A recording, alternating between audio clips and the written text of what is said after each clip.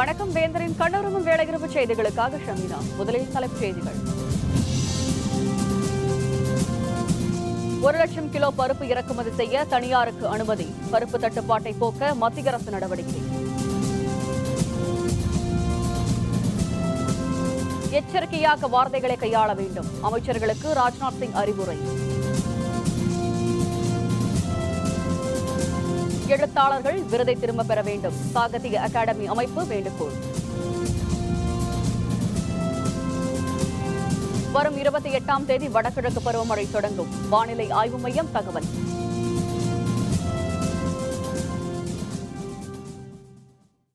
பருப்பு தட்டுப்பாட்டை போக்கும் வகையில் நாள்தோறும் 1 லட்சம் கிலோ துவரம் பருப்பு இறக்குமதி செய்து அரசு நிறுவனங்களுக்கு வழங்க தனியாருக்கு மத்திய அரசு அனுமதி அளித்துள்ளது. நாட்டில் பருப்பு விளைச்சல் சரிந்துள்ளதாலும் ஆன்லைன் வர்த்தகம், பதுக்கல் போன்ற காரணங்களால் நாட்டில் பருப்பு விலை வரலாறு காணாத வகையில் அதிகரித்துள்ளது.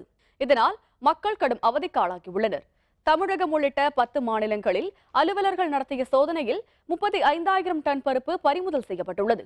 இதனிடையே மத்திய அமைச்சர் அருண்ஜேட்லி பருப்பு இறக்குமதி வணிகர்களுடன் டெல்லியில் இன்று அவசர ஆலோசனை மேற்கொண்டார்.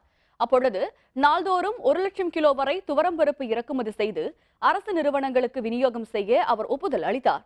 மேலும் தங்களுக்கு நிர்ணயிக்கப்பட்ட சரக்கு இருப்பின் அளவை அதிகரிக்க அனுமதி அளிக்க வேண்டும் என்றும் அவர்கள் கோரிக்கை விடுத்தனர்.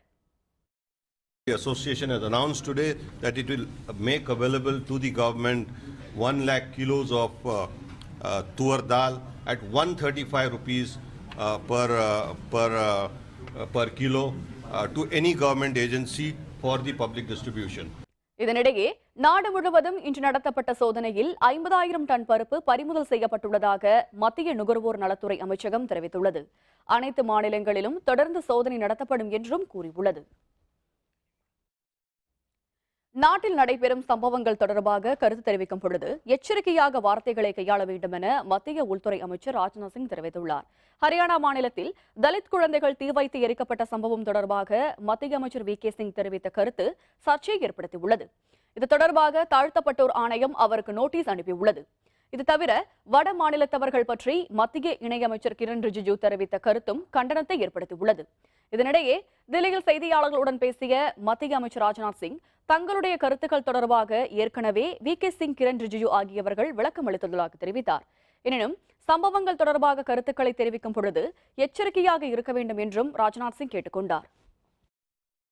वैसे जनरल VK सिंह का स्टेटमेंट और साथ ही किरण रिजिजू का जो स्टेटमेंट रहा उस संबंध में दोनों ने अपना क्लैरिफिकेशन तो दे दिया है. कोई भी स्टेटमेंट देते समय हम लोगों को ज़्यादा सजग रहने की आवश्यकता है और साथ ही इस बात का भी ध्यान रखा जाना चाहिए कि उसका हरियाणा के मुख्यमंत्री जी ने बहुत ही आवश्यक और उचित कदम उठाया है, समय पर उठाया है. சாகித்ய அகாடமி விருதை திருப்பி தந்த எழுத்தாளர்கள் அவற்றை திரும்ப பெற்றுக் கொள்ள வேண்டும் என சாகித்ய அகாடமி அமைப்பு வேண்டுகோள் விடுத்துள்ளது. சாகித்ய அகாடமி விருது பெற்ற எழுத்தாளர்கள் மூத்த எழுத்தாளர் கல்புர்கி கொலை செய்யப்பட்டதை கண்டித்து சாகித்ய அகாடமி விருதை திருப்பித் தர தொடங்கியுள்ளனர். சாகித்ய அகாடமியின் செயற்குழு உறுப்பினர்கள் கூட்டம் டெல்லியில் இன்று நடைபெற்றது. இதில் விருதை திருப்பி தந்த எழுத்தாளர்கள் மீண்டும் அவற்றை பெற்றுக்கொள்ள வேண்டும் என்று வலியுறுத்தப்பட்டது. எழுத்தாளர்களின் படுகொலைகளுக்கு இந்த கூட்டத்தில் கண்டனம் தெரிவித்த சாகித்ய அகாடமி மத்திய மாநில அரசுகள் இந்த கொலைகளை தடுத்து நிறுத்த வேண்டும் என்று வேண்டுகோள் விடுத்துள்ளது. हम केंद्र सरकार और राज्य सरकारों से अपराधियों के खिलाफ तुरंत कार्रवाई करने की मांग करते हैं और यह भी कि लेखकों की भविष्य में भी सुरक्षा सुनिश्चित की जाए. भारतीय संस्कृति का बहुलतावाद बाकी दुनिया के लिए अनुकरणीय रहा है. இதனிடையே டெல்லியில் எழுத்தாளர்கள் இன்று சப்தர் ஹாஷ்மி மார்க் பகுதியில் இருந்து சாகித்ய அகாடமி அலுவலகம் நோக்கி அமைதி ஊர்வலம் சென்றனர். ஊர்வலத்தில் பங்கேற்ற சாகித்ய அகாடமி செயற்குழு உறுப்பினர்களில் ஒருவரான கீனாட்சி முத்து எழுத்தாளர்கள் படுகொலை செய்யப்படுவதை வன்மையாக கண்டிப்பதாக தெரிவித்தார்.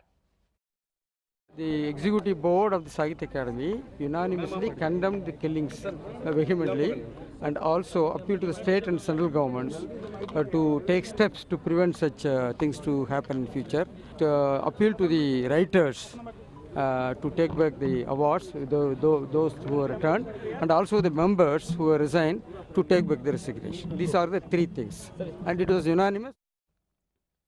இந்தியாவில் இருந்து வழி தவறி பாகிஸ்தானுக்கு சென்ற காது கேளாத பேச முடியாத பெண் கீதா வரும் 26ஆம் தேதி இந்தியாவிற்கு அழைத்து வரப்படுவார் என மத்திய அரசு தெரிவித்துள்ளது.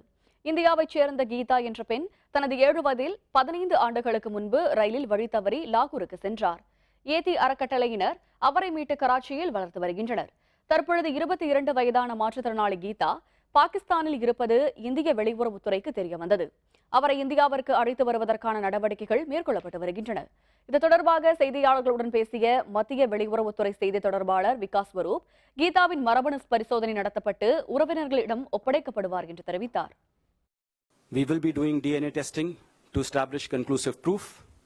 If the DNA tests match, Geeta would be handed over to that family. If not, we have identified suitable institutions where Geeta would be well looked after. தில்லியில் காரில் பயணம் செய்த பெண்ணை பாலியல் வன்கொடுமைக்கு ஆளாக்கிய வழக்கில் வரும் 3ஆம் தேதி தண்டனை விவரம் அறிவிக்கப்படும் என தில்லி விரைவு நீதிமன்றம் தெரிவித்துள்ளது. 2014ஆம் ஆண்டு குல்காரில் உள்ள தனியார் நிறுவனத்தில் பணியாற்றி வந்த இளம்பெண் தனது இல்லத்திற்கு உப்பேர் தனியார் டாக்ஸியில் சென்று கொண்டிருந்தார். அப்பொழுது டாக்ஸி ஓட்டுநர் தன்னை தாக்கி பாலியல் வன்கொடுமைக்கு ஆளாக்கியதாக காவல் நிலையத்தில் புகார் அளித்தார். இதனையடுத்து கைது செய்யப்பட்ட கார் ஓட்டுநர் சிறையில் அடைக்கப்பட்டார். இது தொடர்பான வழக்கு தில்லி முதன்மை விரைவு நீதிமன்றத்தில் நடைபெற்று வந்தது. இருதரப்பு வாதங்கள் நிறைவடைந்ததை அடுத்து கடந்த 7ஆம் தேதி ஓட்டுநர் ஷ்வருகுப் யாதவ் குற்றவாளி என்று தீர்ப்பளிக்கப்பட்டது. தண்டனை விவரங்கள் இன்று அறிவிக்கப்படும் என்றும் தெரிவிக்கப்பட்டது. இதனிடையே குற்றம் சாட்டப்பட்டவரை பாதுகாப்பு காரணங்களால் நீதிமன்றத்தில் ஆஜர்படுத்த முடியாத நிலைமை ஏற்பட்டுள்ளதாக தில்லி காவல்துறை சார்பில் தெரிவிக்கப்பட்டது. இதனையடுத்து வரும் 3ஆம் தேதி தண்டனை விவரம் அறிவிக்கப்படும் என்று தில்லி விரைவு நீதிமன்றம் தெரிவித்துள்ளது. As informed by Honorable Court that accused could not be brought to the court due to the information received from the jail that there is one Indo-African summit being held somewhere, and due to which accused could not be produced till 30th of this month. On these grounds, the case was adjourned for third on the argument of sentence. Mysuru Dussehra திருவிழா புகழ்பெற்ற யானை ஊர்வலம் மற்றும் கலை நிகழ்ச்சிகளுடன் இன்று நிறைவடைந்தது. கர்நாடக மாநில மைசூருவில் உடையார் சாம்ராஜ்ய மன்னர்களால் தொடங்கப்பட்ட 11 நாள் தசரா திருவிழா தொடர்ச்சியாக 400 ஆண்டுகளுக்கு மேலாக ஆண்டுதோறும் சிறப்பாக கொண்டாடப்பட்டு வருகிறது. தசரா விழாவின் நிறைவு நாளான இன்று விழாவின் முக்கிய நிகழ்வான ஜம்பூ சவாரி என்று அழைக்கப்படும் யானை ஊர்வலம் நடைபெற்றது. இதை கர்நாடக முதல்வர் சித்தராமையா துவக்கி வைத்தார். இதில் அர்ஜுனா என்ற யானை 5வது முறையாக 750 கிலோ எடை கொண்ட தங்க அம்பாரியில் சாமுண்டீஸ்வரி தேவியின் சிலையை சுமந்து மைசூருவின் முக்கிய வீதிகள் வழியாக ஊர்வலமாக சென்றது.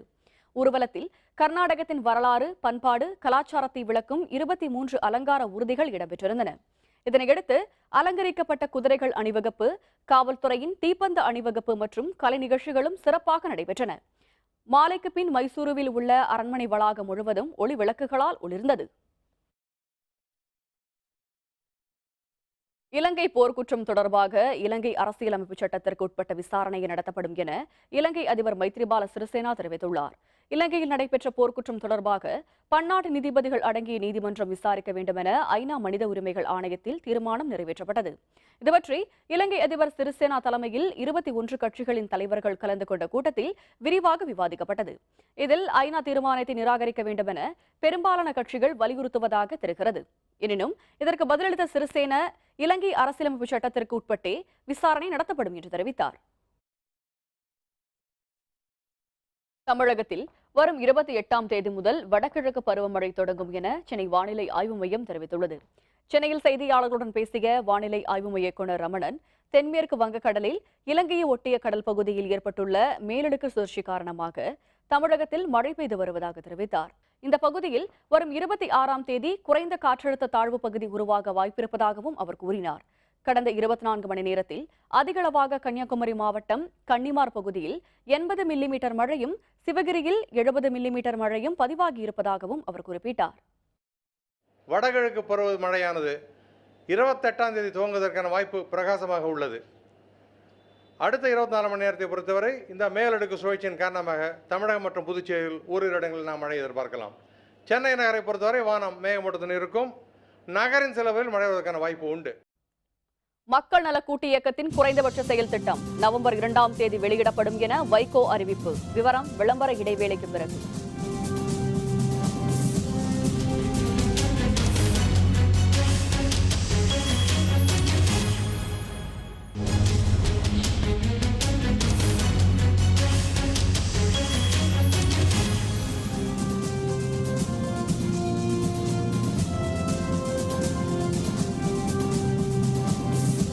செய்திகள் தொடர்கின்றன.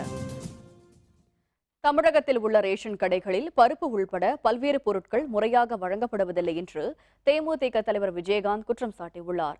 விழுப்புரம் மாவட்டம் மணலூர்பேட்டையில் தேமுதிக சாதனை விளக்க பொதுக்கூட்டம் நடைபெற்றது. இதில் பங்கேற்று பேசிய தேமுதிக தலைவர் விஜயகாந்த், கடந்த 4 ஆண்டுகளாக விவசாயிகளுக்கு முறையான மின்சாரம் வழங்கப்படவில்லை என்று தெரிவித்தார். கரும்பு விவசாயிகளுக்கு வழங்கப்படும் நிலுவைத் தொகையும் இதுவரை வழங்கப்படவில்லை என்றும் அவர் குறிப்பிட்டார். தமிழகத்தில் மணல் திருட்டு அளவில்லாமல் நடைபெறுவதாகவும் விஜயகாந்த் குற்றம் சாட்டினார். உளுந்தும் பருப்பு துவரம் பருப்புலாம் என்னன்னா இப்போ எல்லாம் இப்போ இறங்கினா அதில் ஒரு கடை திறந்தேன், ரேஷன் பொருட்கள் கடை. எப்படிங்க உங்களுக்கு ஒழுங்காக கிடைக்கும்? எங்கெங்கே கிடைக்குது? ரேஷன் கடையில் ஒன்றுமே இல்லை, எங்கேயும் ஒன்றுமே கிடைக்க மாட்டேங்குங்கிற. ஏன் இந்த நிலைமை, இந்த அவல நிலைமை? மக்கள் நல கூட்டு இயக்கத்தின் குறைந்தபட்ச செயல் திட்டம் தொடர்பான அறிக்கை வரும் 2ஆம் தேதி வெளியிடப்படும் என இயக்க ஒருங்கிணைப்பாளரும் மதிமுக பொதுச் செயலருமான வைகோ தெரிவித்துள்ளார். சென்னை தியாகராய நகரில் உள்ள மார்க்சிஸ்ட் கம்யூனிஸ்ட் கட்சியின் தலைமையகத்தில் மக்கள் நல கூட்டு இயக்கத்தின் ஆலோசனைக் கூட்டம் நடைபெற்றது. குறைந்தபட்ச செயல் திட்டம் தொடர்பான வரைவு அறிக்கையை 8 பேர் கொண்ட குழு தயாரித்து கூட்டு இயக்கத்தின் தலைவரிடம் வழங்கியது. பின்னர் செய்தியாளர்களுடன் பேசிய இந்த அமைப்பின் ஒருங்கிணைப்பாளர் வைகோ, தாழ்த்தப்பட்ட மக்கள் மீதான தாக்குதல் பற்றி தவறான விமர்சனம் செய்த மத்திய அமைச்சர் VK சிங்கை பதவி நீக்கம் செய்ய கோரி வரும் 31ஆம் தேதி திருச்சியில் ஆர்ப்பாட்டம் நடைபெறும் எனவும் தெரிவித்தார். மேலும் மக்கள் நல கூட்டு இயக்கத்தின் குறைந்தபட்ச செயல் திட்டம் அறிக்கை வரும் 2ஆம் தேதி வெளியிடப்படும் என்றும் அவர் கூறினார். குறைந்தபட்ச செயல் திட்டம் நவம்பர் 2ஆம் தேதி அன்று பத்திரிகையாளர்களுக்கும் தொலைக்காட்சி ஊடகங்களுக்கும் வழங்கப்பட்ட பின்னர் அந்த குறைந்தபட்ச செயல் திட்ட விளக்க பொதுக்கூட்டம் மக்கள் நல கூட்டு இயக்கத்தின் சார்பில் கோயம்புத்தூரில் நவம்பர் 25ஆம் தேதி அன்று நடைபெறும். தலித் மக்கள் மீதும் சிறுபான்மை மக்கள் மீதும் நடத்தப்படுகிற தாக்குதல், அந்த சிறுபான்மை மக்கள் மீது தாக்குதல் மட்டுமல்ல, தொடர்ந்து அமைச்சர்கள் பேசுவது, இந்த கோரிக்கைகளை முன்னெடுத்து 31ஆம் தேதி திருச்சியில் ஒரு மாபெரும் ஆர்ப்பாட்டம்.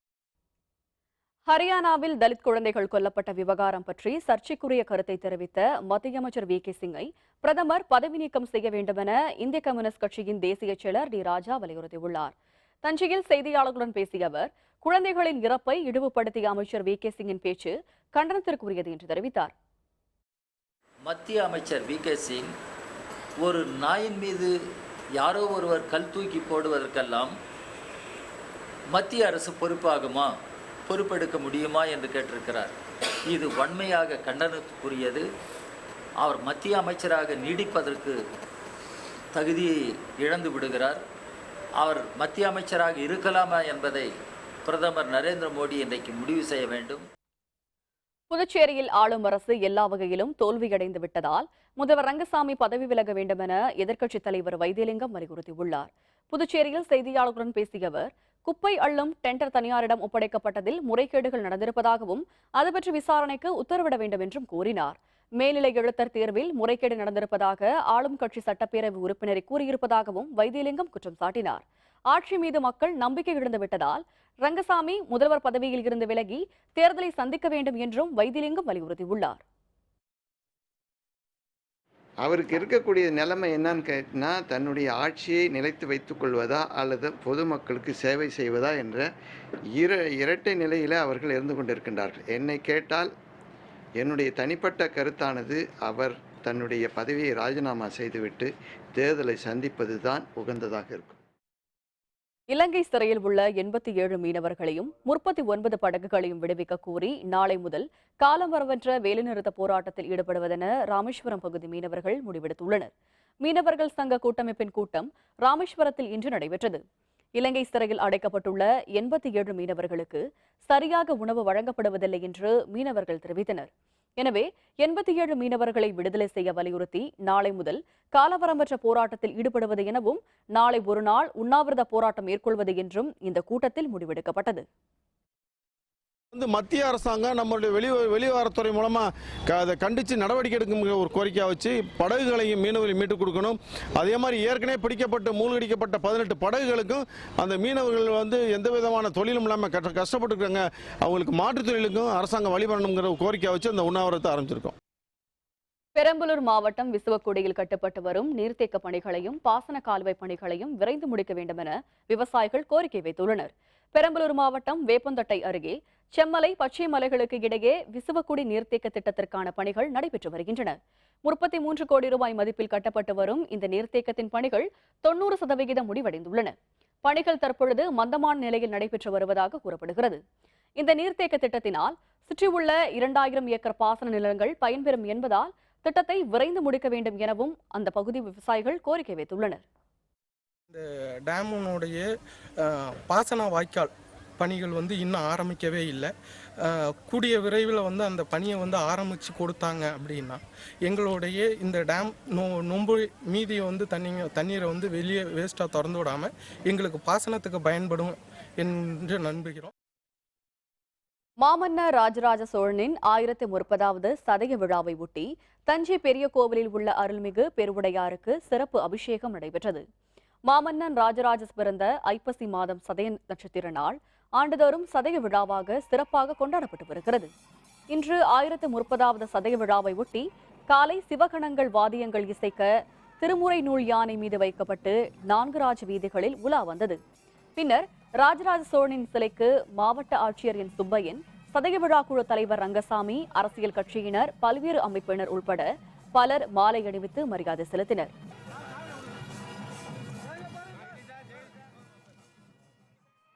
இந்திய ஜனநாயக கட்சியினர் சார்பிலும் மாமன்னர் ராஜராஜ சோழனின் சிலைக்கு மாலை அணிவித்து மரியாதை செலுத்தப்பட்டது. இந்திய ஜனநாயக கட்சியின் தஞ்சை மேற்கு மாவட்ட தலைவர் எஸ் சிமியோன் சேவியராஜ் தலைமையில் தலைமை கழக பேச்சாளர் ஆதி நெடுஞ்செழியன் மற்றும் கட்சி நிர்வாகிகள் பலர் ஊர்வலமாக வந்தனர். பின்னர் இந்திய ஜனநாயக கட்சி சார்பாக ராஜராஜ சோழன் சிலைக்கு மாலை அணிவித்து மரியாதை செலுத்தப்பட்டது. ராஜராஜ சோழனின் பிறந்த நாளை தேசிய விழாவாக அறிவிக்க வேண்டும் என இந்திய ஜனநாயக கட்சியினர் கோரிக்கை விடுத்தனர். ஆலயங்களுக்கு ஆயிரமாய் அள்ளி கொடுத்து அறம் வளர்த்த மன்னனாய் ஐம்பேராயம் அமைத்து அமைச்சு பணியை அப்பலுக்கன்றி நடத்தி தஞ்சையின் பெருமையை தரணி எங்கும் பரவச் செய்த தமிழ் மன்னன் ராஜராஜ சோழன் சிலைக்கு இந்திய ஜனநாயக கட்சியின் சார்பாக மாலை அணிவித்து மரியாதை செய்தோம் என்பதை தெரிவித்துக் கொள்கிறேன். தரணியெங்கும் புகழ்பரப்பிய அவனுடைய பெருமையை தேசிய விழாவாக மாநில அரசு பரிந்துரையின் பேரிலே மத்திய அரசு உடனடியாக எடுத்து ஆண்டுதோறும் மிகச்சிறந்த விழாவாக கொண்டாட வேண்டும் என்பதுதான் இந்த சோழ நாட்டை ஆண்ட மன்னனுக்கு நாம் செலுத்துகின்ற நன்றி கடனாக இருக்கும் என்பதிலே எந்த விதமான ஐயப்பாடும் கிடையாது. இதேபோல் பார்கவ குல முன்னேற்ற சங்கம் சார்பில் ராஜராஜ சோழனின் சிலைக்கு மாலை அணிவித்து மரியாதை செலுத்தப்பட்டது. பார்கவ குல முன்னேற்ற சங்கத்தின் பொதுச் செயலர் ஆர் சத்யநாதன் தலைமையில் 500க்கும் அதிகமானவர்கள் தஞ்சை பழைய பேருந்து நிலையத்தில் இருந்து ஊர்வலமாக வந்து ராஜராஜ சோழனின் சிலைக்கு மாலை அணிவித்தனர். இதில் சங்கத்தின் தலைவர் செல்வராஜ், முன்னாள் எம்எல்ஏ கருப்பண்ண உடையார் உட்பட ஏராளமானவர்கள் கலந்து கொண்டனர். நமது தமிழ் மக்களினுடைய பெருமையை பறைசாற்றி கொண்டிருக்கக்கூடிய இந்த மாபெரும் பெரிய கோவிலை கட்டிய ராஜராஜ சோழனுடைய சதய விழாவிலே பார்கோகுல முன்னேற்ற சங்கத்தின் சார்பாக சதய விழாவை நாங்கள் சிறப்பாக கொண்டாடி இருக்கின்றோம். ராஜராஜனின் சதய விழாவை ஒட்டி தஞ்சை பெரிய கோவிலில் உள்ள அருள்மிகு பெருவுடையாருக்கு பால், தயிர், சந்தனம் உள்பட 42 வகையான பொருட்களை கொண்டு சிறப்பு அபிஷேகம் செய்யப்பட்டது.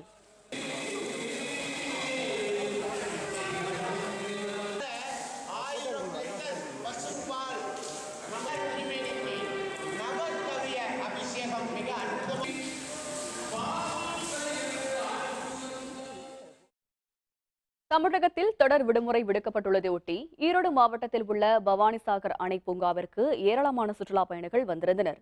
தமிழகத்தில் ஆயுத பூஜை, விஜயதசமி கொண்டாடப்பட்டதையொட்டியும் நாளை மொஹரம் அனுசரிக்கப்பட உள்ளதையொட்டியும் தொடர் விடுமுறை விடுக்கப்பட்டுள்ளது.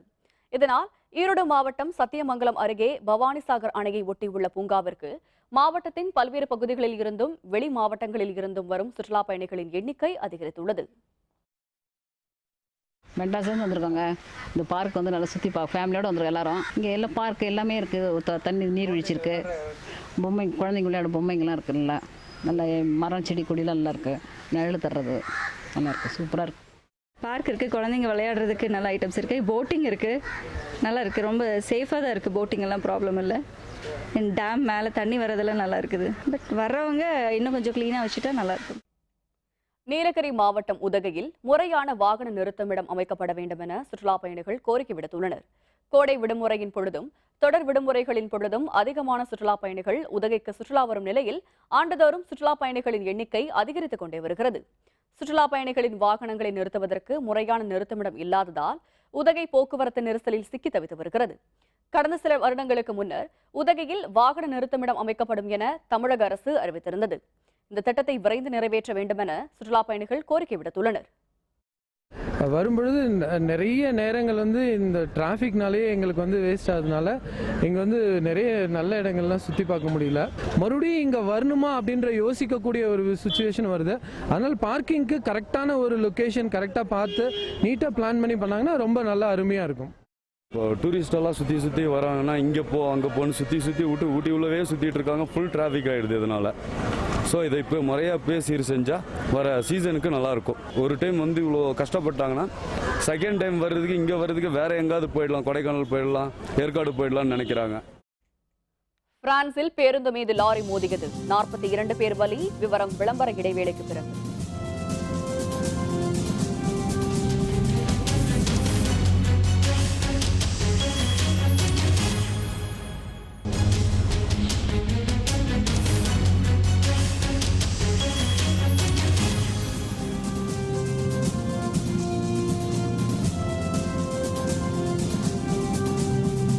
செய்திகள் தொடர்கின்றன. இனி அயலக செய்திகள்.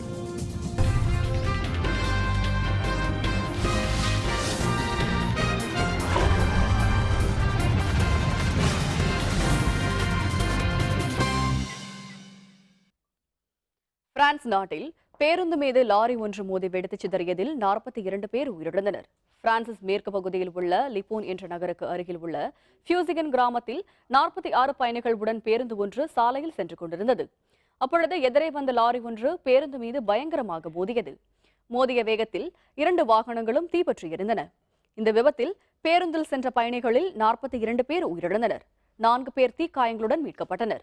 விபத்து நடந்த பகுதிக்கு விரைந்த 50க்கும் அதிகமான தீயணைப்பு வீரர்கள் மற்றும் காவல்துறையினர் மீட்பு பணிகளில் ஈடுபட்டனர். கடந்த ஆண்டுகளில் பிரான்சில் நடந்துள்ள மிக மோசமாக இந்த விபத்து தொடர்பாக தீவிர விசாரணை மேற்கொள்ளப்பட்டு வருகிறது. Alors ma joie serait totale s'il n'y avait pas eu un terrible accident en France dans ces dernières heures qui a provoqué la mort aujourd'hui d'une quarantaine de personnes. Nous attendons d'avoir plus d'informations. Le gouvernement français est totalement mobilisé sur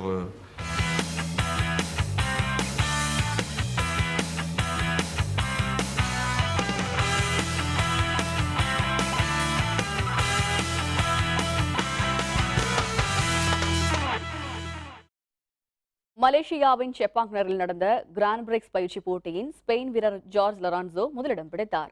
2015 Moto GB போட்டிகளில் தொடர்ந்து தனது திறமையை வெளிப்படுத்த வரும் Yamaha அணி வீரரான George லொரான்சோ இந்த போட்டியில் அதிவேகத்தில் வாகனத்தை ஓட்டி முதலிடத்தை கைப்பற்றினார். ஹோண்டா அணியின் டானி பெட்ரோசா 2வது இடத்தையும் நடப்பு உலக சாம்பியனான மார்க் மார்குவேஸ் 3வது இடத்தையும் பெற்றனர். இன்னும் 25 புள்ளிகள் பெற்றால் வெற்றி என்ற நிலையில் ஸ்பெயின் வீரர் ஜார்ஜ் லொரான்சோ 285 புள்ளிகளுடன் போட்டியை தொடர்ந்து வருகிறார்.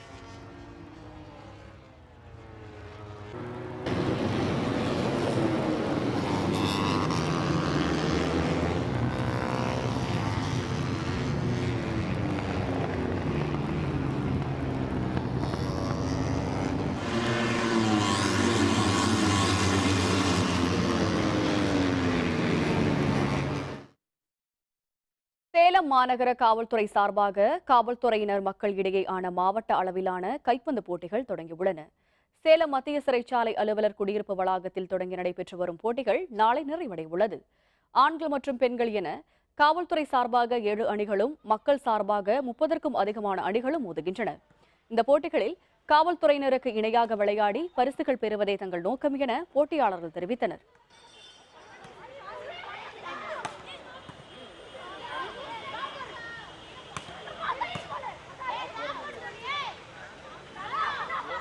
போலீஸ் பொதுமக்கள் நல்லுறவு கைப்பந்து விளையாட்டு போட்டி சார். இங்கே போலீஸ்க்கும் பொதுமக்களுக்கும் ஒரு ஈடுபாடு இருக்கிறதுக்காக இங்கே ஒரு மேட்ச் நடத்துகிறாங்க. ஃபெட்லைட் கிரவுண்ட் ஓப்பன் பண்ணியிருக்காங்க. இது வருஷம் நடத்துகிறாங்க.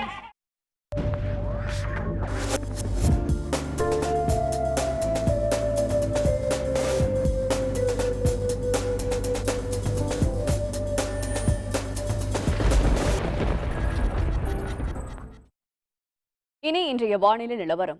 தமிழகம் மற்றும் புதுச்சேரியில் ஒரு சில இடங்களில் மழை அல்லது இடியுடன் கூடிய மழை பெய்ய வாய்ப்பிருப்பதாக சென்னை வானிலை ஆய்வு மையம் அறிவித்துள்ளது.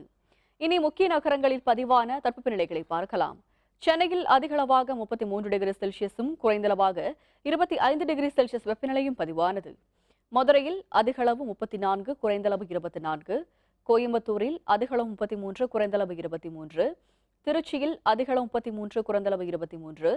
திருநெல்வேலியில் அதிகளவு 35, குறைந்தளவு 25.